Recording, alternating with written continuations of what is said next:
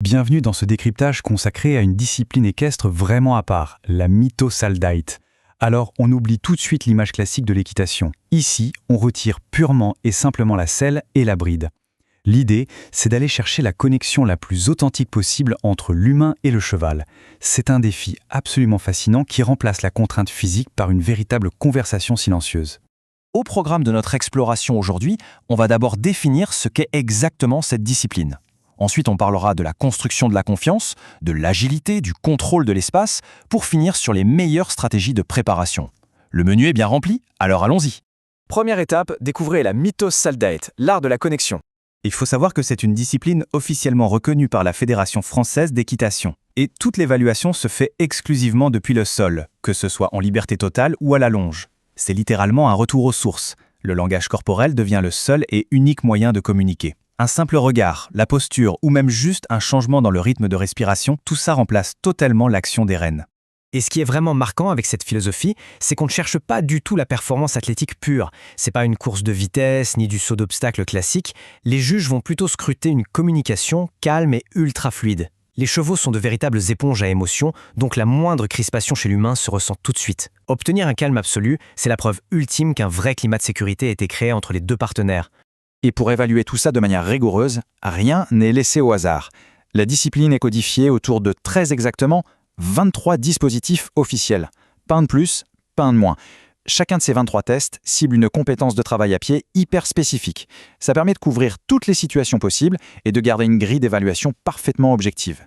On passe à la suite, bâtir une confiance basique, ce qui constitue les véritables fondations du duo.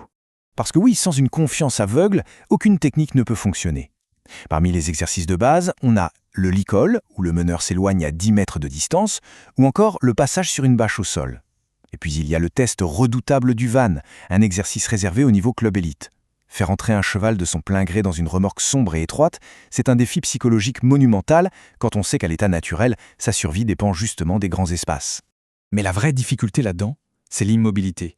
Il faut tenir 5 secondes. 5 secondes d'immobilité totale, que ce soit sur une bâche qui fait du bruit ou enfermé dans un van. Et honnêtement, pour un cheval, 5 secondes dans ces conditions, c'est une éternité. S'il y parvient, c'est qu'il a volontairement mis sur pause son instinct de fuite pour s'en remettre totalement au jugement de l'humain. C'est juste bluffant. Troisième grand axe, l'agilité, la précision et l'écoute. Comment on gère le mouvement et la géométrie? En voyant des manœuvres aussi millimétrées, une question revient très souvent. Est-ce que le cheval doit être en liberté totale pour exécuter tous ces exercices, vraiment sans le moindre contact physique? Eh bien, en fait, les règles précisent que ça dépend vraiment des dispositifs. Les cercles, par exemple, s'exécutent en totale liberté, pour bien prouver la solidité du lien mental. Mais pour d'autres exercices, comme le saut ou le fameux couloir de reculoir, on utilise une longe. Et attention, la longe n'est pas là pour contraindre l'animal, elle sert de guide physique. C'est un peu un fil d'Ariane rassurant pour le cheval dans un espace restreint. Prenons les exercices de rotation autour d'un cerceau, c'est un excellent exemple de cette précision géométrique. Dans le pivot, l'arrière de l'animal reste fixe pendant que l'avant tourne. C'est exactement l'inverse dans le compas, où les pattes avant ne doivent absolument pas bouger pendant que l'arrière pivote.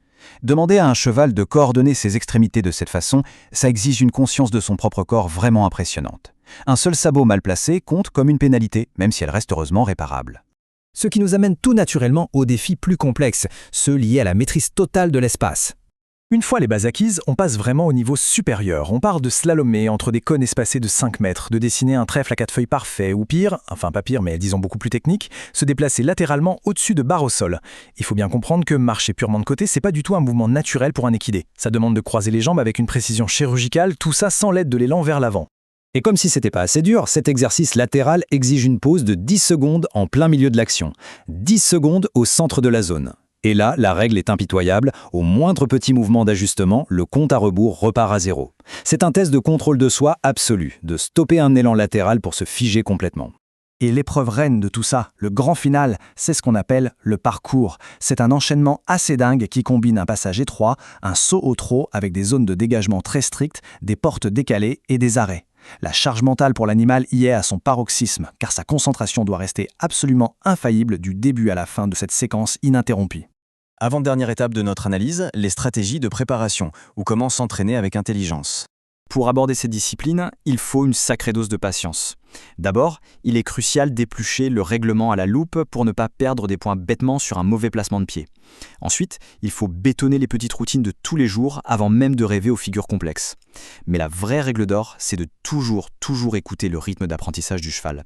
Vouloir forcer les choses pour respecter un calendrier de compétition, c'est le meilleur moyen de ruiner des mois de travail et de confiance en quelques secondes. D'ailleurs, cette fraise résume parfaitement la philosophie de la mythosaldite. Un exercice lent mais harmonieux vaut systématiquement mieux qu'une performance rapide mais tendue. On s'en fiche complètement du chronomètre. Ce qui est récompensé à la fin, c'est la beauté du geste et l'harmonie parfaite du binôme, pas juste une exécution mécanique faite dans le stress.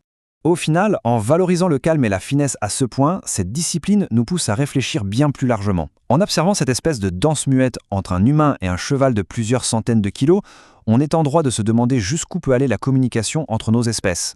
Sans mots, sans la moindre contrainte matérielle, à quel point peut-on se comprendre mutuellement ? C'est le genre de réflexion qui change complètement notre regard sur l'intelligence et la sensibilité animale, n'est-ce pas ?